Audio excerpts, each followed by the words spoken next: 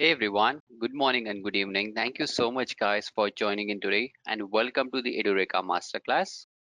Now today, as a part of our learning, we'll be learning about the data structures and algorithms using Python programming language.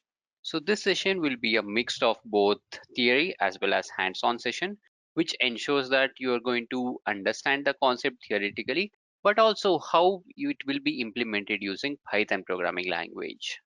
Now, as a part of our today's learning agenda, we'll understand about the concept of data structure and algorithms that we have in Python programming language.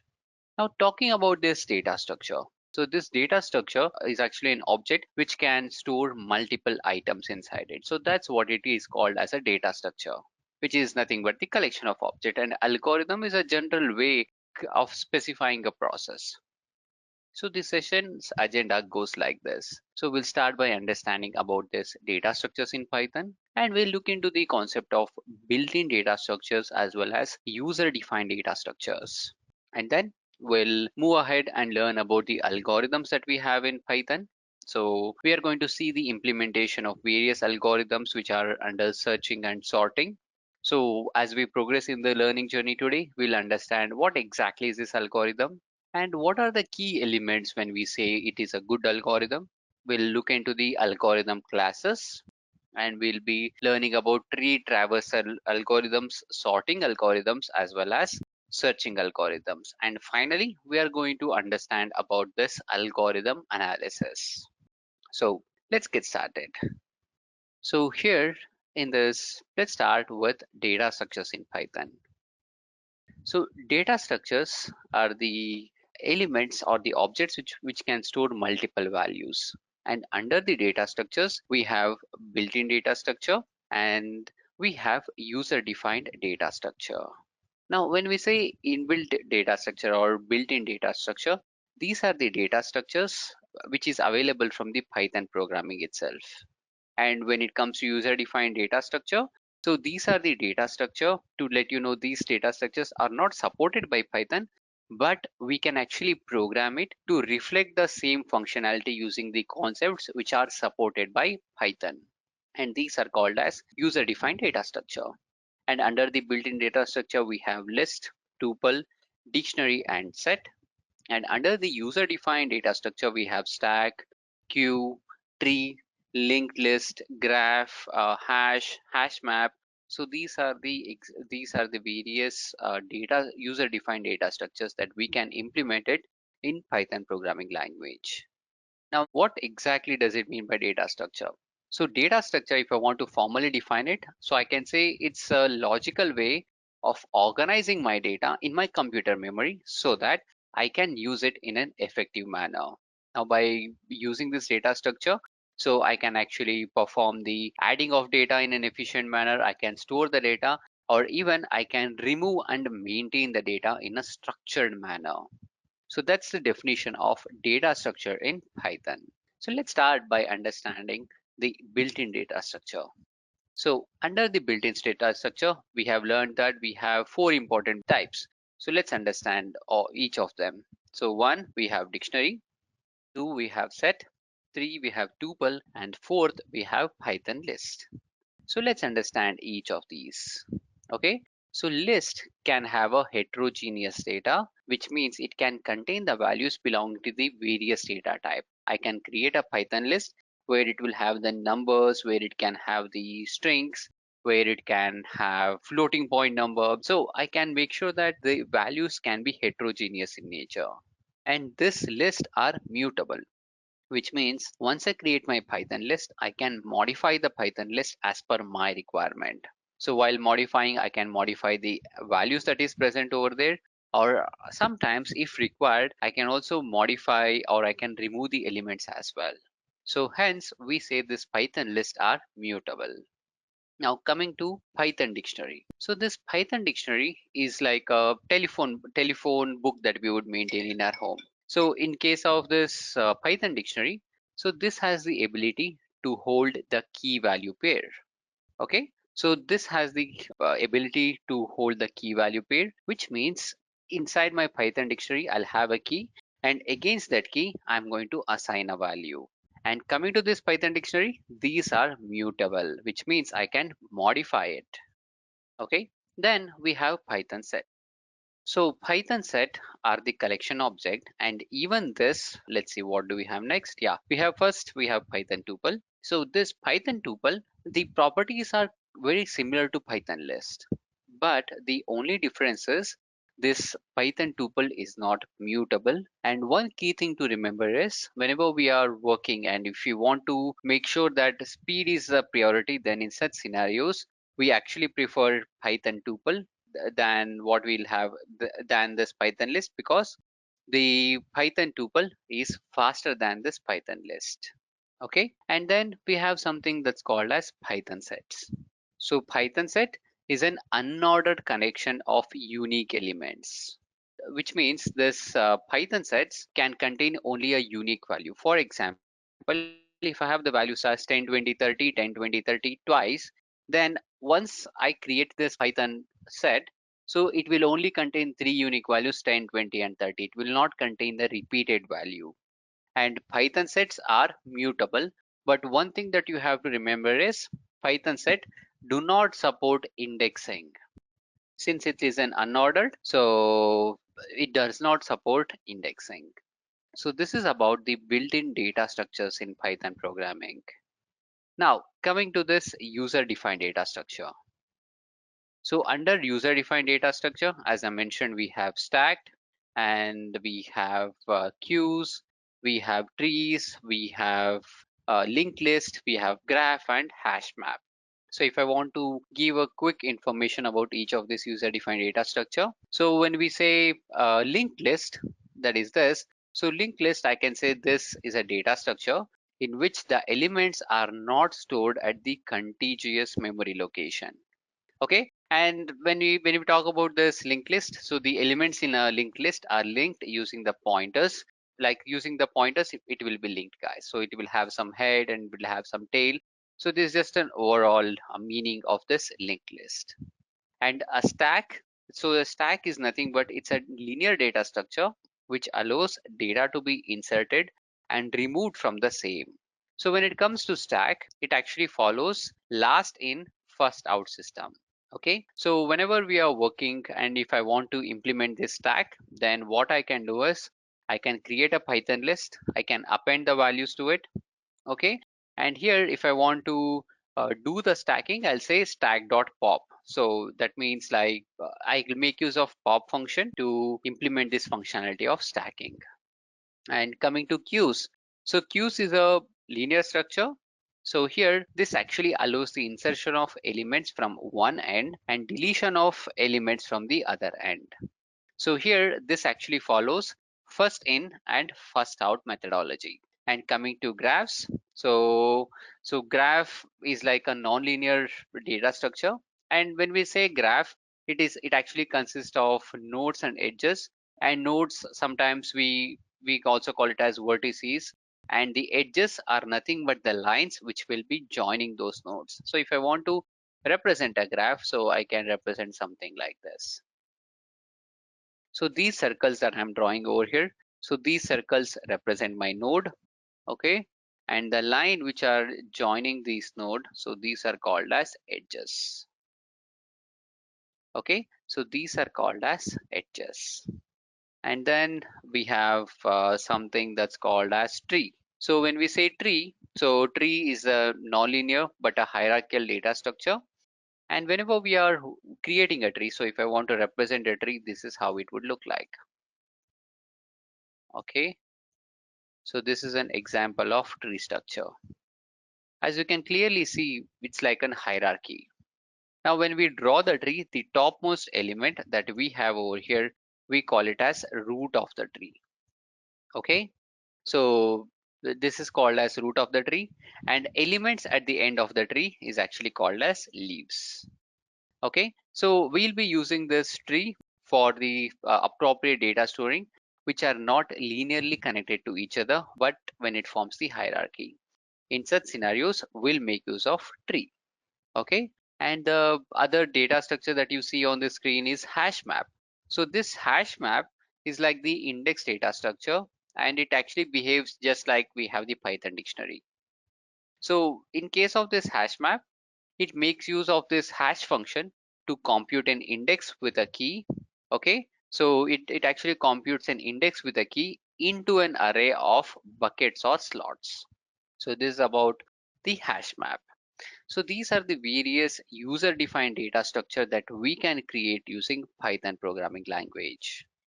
Now moving on, the next topic that we have is actually called as algorithms. So let's understand what exactly is this algorithm. So algorithm are nothing but the rules or instructions which are formulated in a finite sequential order in order to perform a given problem.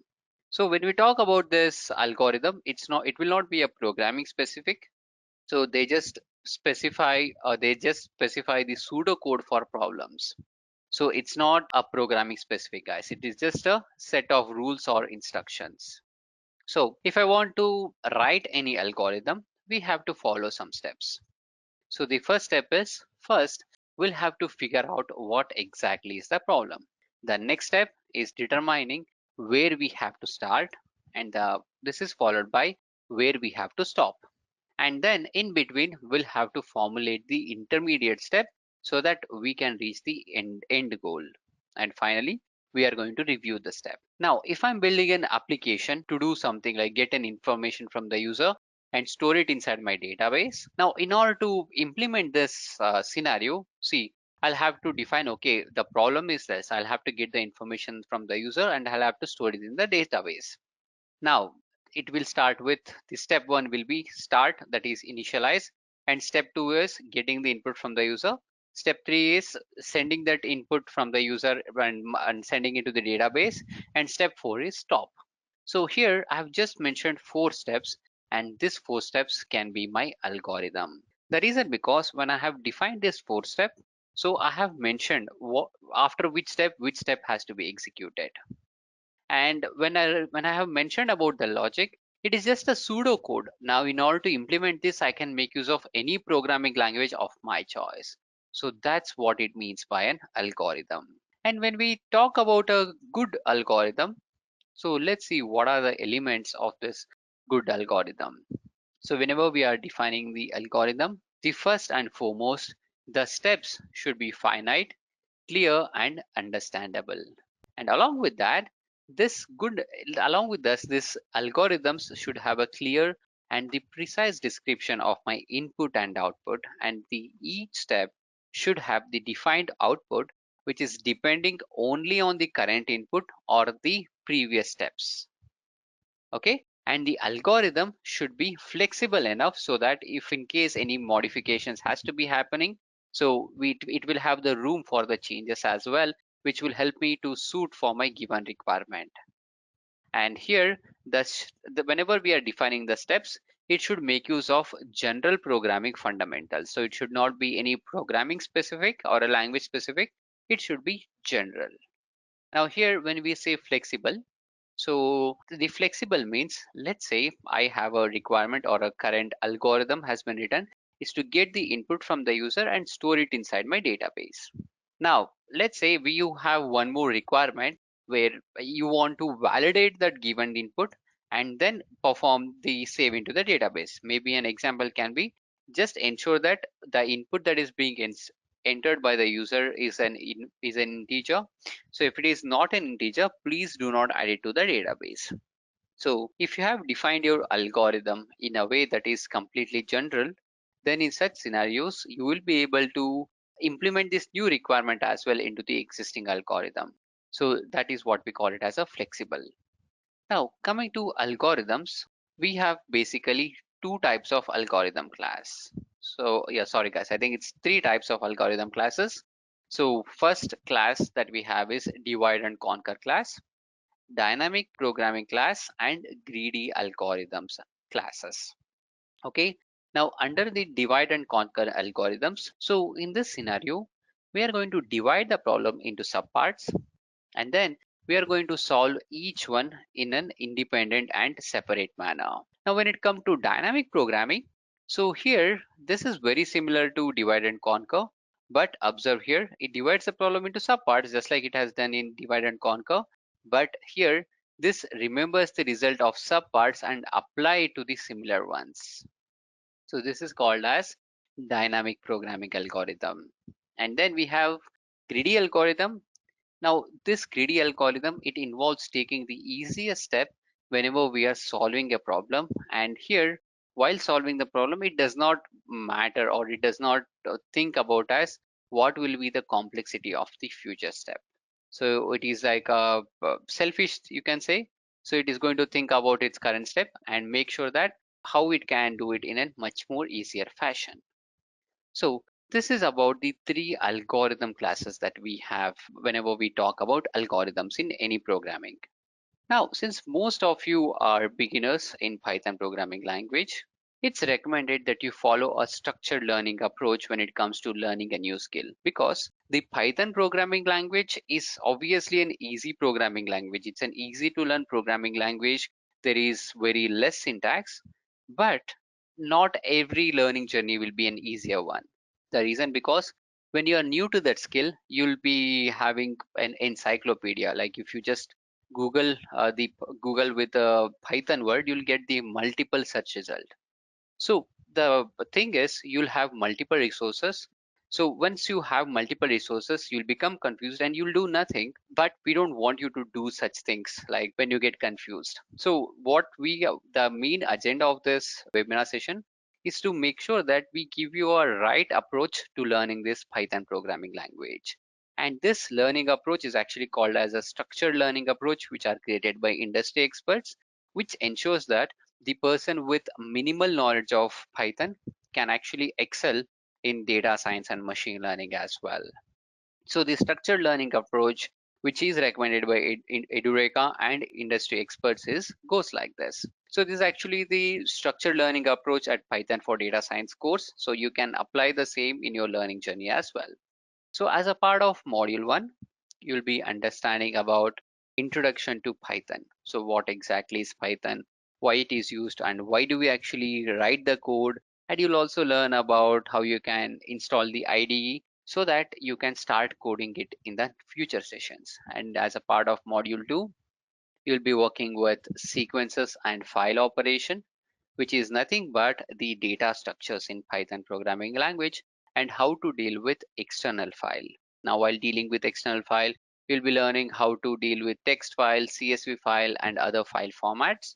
And this is followed by module 3, where you are going to learn about functions and the concept of OOPs, that is classes and objects in Python programming language. And in module 4, you'll be learning how to create your own module, which is the collection of Python functions which are created by you. And you'll also see how you can create the package as well, and how to handle the exceptions when it comes to Python. And as a part of module 5, you'll be learning to work with NumPy library.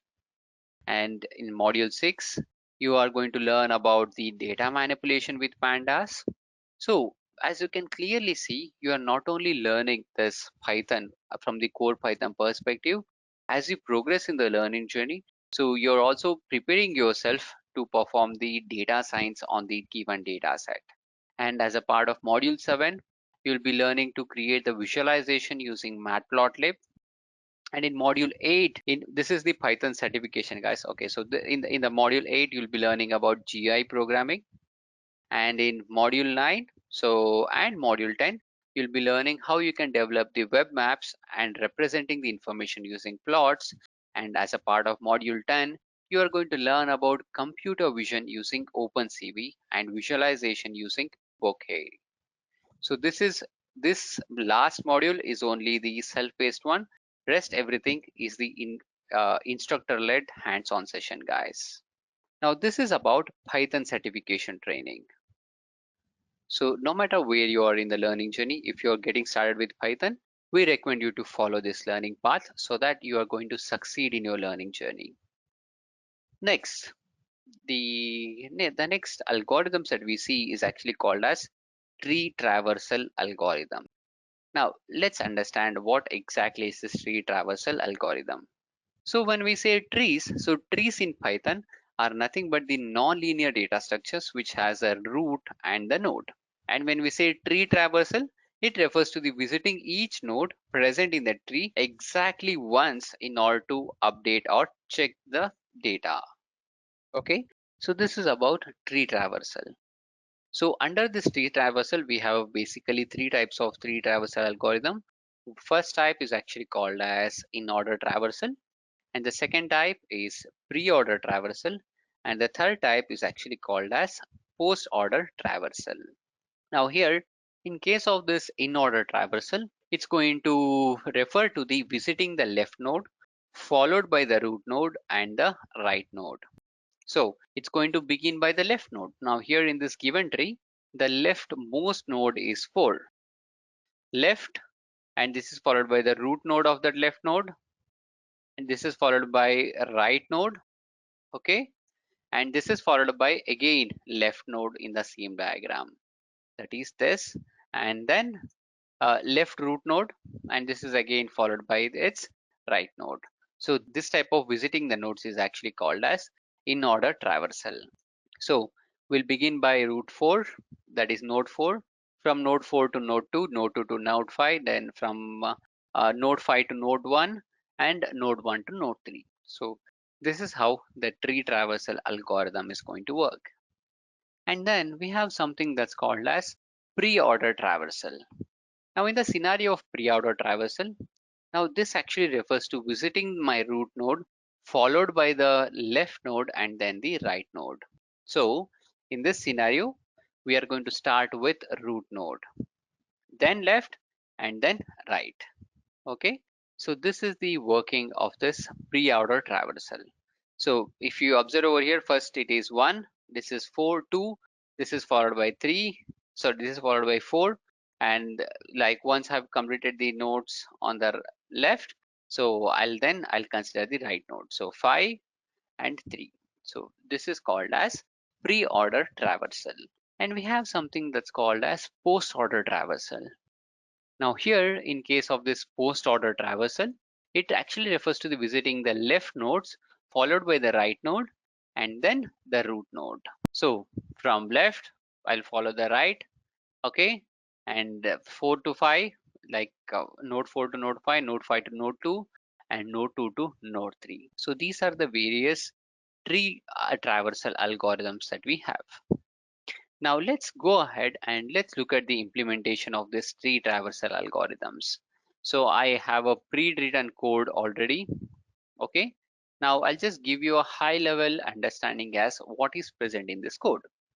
Here to start with, I have created a class as node and inside my init method. Now init method is a method that will be running whenever we are creating an object. So inside my init method, I am saying it as self.nodeData is equal to value and self.childLeft is none and childRight is none. So whatever the value that I'm getting, I'm just storing it inside the attribute of node data. Okay. Now, once I have done that, once I've created my node like this, here I have mentioned root is equal to node 1. Okay. So which means at the center, I have node 1. And on the child right from this node 1, I am having 2 and 3 respectively, and from my child left, that is this scenario, child left is this under 2, I have 4 and 5. So this is how I'm constructing a tree over here with the help of the nodes. Now let's take the scenario of in order traversal. Now in the scenario of in order traversal, the way that we are going to do is, we'll say like the way that we specify it is, first if you observe in case of in order traversal, 4 to 2, 2 to 5, 5 to 1 and 1 to 3. So let's go ahead and see whether we are able to get that output or not. Here I'm saying it as if root, okay. So and then I've written a function like this. First I'll go to child next. This is followed by a root node and this is followed by the child node. So I'll just execute this. See, once I execute this, I have the output that says 4, 2, 5, 1 and 3. So in this way, we can implement this in order traversal. Similarly, we have something that's called as pre-order traversal. So here in this scenario, first we'll start with left, then right, and then uh, yeah, we'll just left, and we'll just have to be followed by right. So here this is how it would work. So we are going to start from root and then left, and this is followed by right. So we have written the same logic over here. First I'm going to print row node, and after that I'm going to call this function of preorder again with my root dot child left. Okay, as a result of this we have the output that says 1 2 4 5 and 3. And lastly we have post order. Now in this scenario of post order, so it would start from left and then it will go to right, and finally it is going to visit the node. So once I execute this, we have the order as 4 5 2 3 1. Okay, so this is about the tree traversal algorithms. All right, so the next type of algorithms that we see is called as sorting algorithm. Sorting algorithm is a steps which will help us to sort the given set of data, that is the given collection of data. So we under the sorting algorithm we have merge sorting, bubble sort, insertion sort, selection sort, and shell sort. So let's understand each of these algorithms in depth. So starting with merge sort. Now in the scenario of merge sort, so this merge sort algorithm, it actually follows the divide and conquer rule. So like while at the start it's going to divide the entire data into smaller lists, and it ensures that at the end it has each element inside its each list, and then it's going to compare the adjacent list. Once it compares to the adjacent list, it is going to perform the reordering to ensure that we have the data in the desired sequence. So this is the overall intuition behind our merge sorting. So we'll follow the divide and conquer rule, and then we are going to generate the smaller list and we perform the adjacent comparison. And the next technique is actually called as bubble sort. Now this bubble sort is actually a comparison algorithm. Here in this scenario, it first compares and then sorts the adjacent elements. So for each element, it is going to compare it with the adjacent other elements, and then it's going to perform the sorting. Okay, so here in this scenario, it compared 6 and 8, and then see now it is 8 and 7. It is found, and now it is going to move it backwards again. So it's going to repeat this process by comparing the adjacent values, and it will keep on repeating this process until we have the sorted list. The next concept under the sorting algorithms is called as insertion sort. Now here for the scenario of insertion sort, so in this scenario the insertion sort, it is going to pick one element for a given list at a particular time and places it at the exact spot where it has to be placed. Okay, so that is the role of this insertion sorting. And we have one more algorithm that's called as selection sort. So in the scenario of selection sort, it's going to pick one element of a given list at a time and places it at the exact spot where it has to be placed. Okay, so this is about the selection sort. And coming to shell sort, so here in this scenario of this shell sort, so I think there is a mistake. So here they have actually mentioned about the insertion sort. Let's just go through it. In case of this insertion sort, it's going to pick one element of a given list, and maybe they haven't added the shell sort. Let me just give you the explanation about the shell sort team. Okay, so in the scenario of this shell sort, so what we normally do is we are going to create an array. It could be an n dimensional array. Now once we create an array, so we are going to keep on reducing the value of the array until it becomes the 1, and then we are going to go ahead and process the information, guys. I mean, we are going to perform the sorting operation. So that's what it is about this shell algorithm, shell sorting algorithm. Now let's do one thing. Let's take a look at the hands-on implementation of all the sorting algorithms that we have seen. So here the first code example that is written, it is for the merge sorting. So in the scenario of merge sorting, we are going to the first thing that we have done over here is this is just a code implementation which has the overall implementation of various sorting algorithms. So this is a function which is called as merge sort, and this takes the input which we have called it as unsorted list. Once it gets the input, so I'm going to see whether the length is equal to 1. So if it is equal to or less than or equal to 1, then I'm going to return that unsorted element. That means whether we are getting a single value or not. Now, if the condition is not matching, that means if the length of the list is more than 1, it means it will be a 2. So the next thing that we are going to do is we are going to find a middle point, and in order to do it, we are just going to perform the floor division. By performing the floor division, we are going to get the middle point of the given list.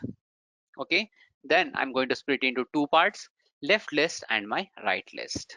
I'll repeatedly perform this activity of splitting.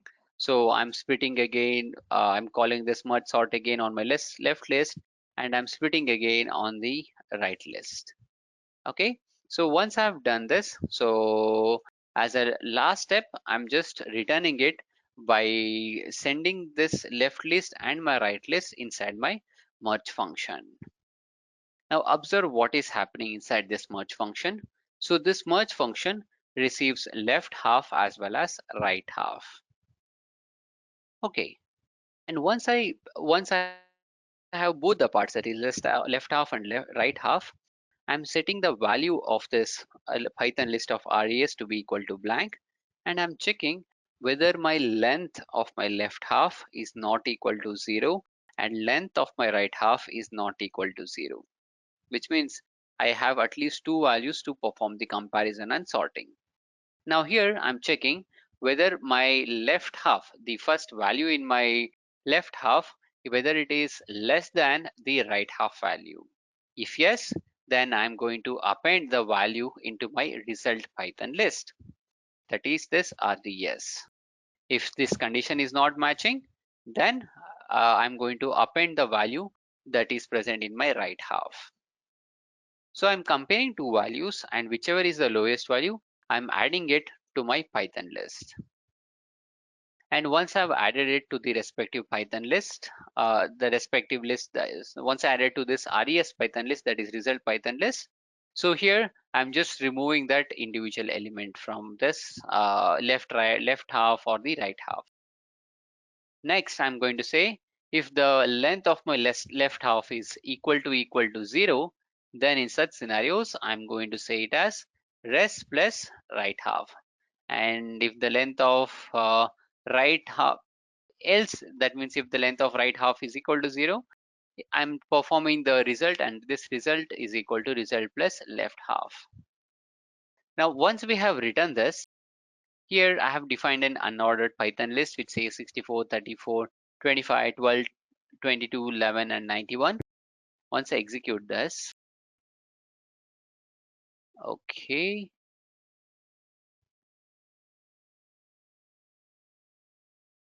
Okay, so I think I had added extra list over there. So once I've removed it, we now have the output that looks like this. So here I have sent the input that is called as 64, 34, 25, 12, 12. Now, once I send this input to this merge sort function, so we have the output that says 11, 12, 22, 25, 34, 64, and 90. So we have performed the sorting in an ascending order. Okay, now here we have a below demonstration on bubble sorting. Now in case of bubble sorting, we are going to compare the elements to the adjacent element, and we are going to perform the sorting. Okay, so that's what we do. So here we are going to swap the elements to arrange in the given order. So we have implemented the same with the help of for loops, and at the end If I send in the unsorted list as 19, 2, 31, 45, 6, so we have the sorted list as 2, 6, 11, 19, and so on. And here, this is a demonstration of insertion sort. Now here in the scenario of this insertion sort, so we are just going to insert the value on the basis of the condition. So this, now here to get started, I'm creating a function that's called as insertion sort, and this takes the input, which is my input list. Now I'm going to start with the second element. Okay, in order to start with the second element, created a for loop with starting with 1. Okay, so I'm considering my previous element as well as my current element. I'll check whether my current element, the value at my current position is greater than the next position, and the value of j is greater than or equal to 0. Then I'll perform the I'll perform some kind of sorting over here. Okay, so once I have done that, so at the end, once I send an input of unsorted list, so we have a sorted values. Okay, now I think this is the implementation of selection sorting. So this will perform the selection sorting. So this is about the various sorting algorithm. And we have, coming to searching algorithm, we have I think 2 types of searching. So let's understand the various types of searching algorithm. One is actually called as binary search, and the another one is actually called as linear search.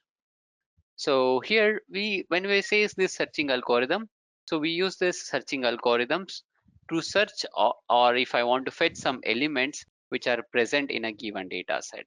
In those scenarios, we make use of the searching algorithm, and there are many various types of searching algorithm. We have linear search, we have binary search, we have exponential search, interpolation search, and so on.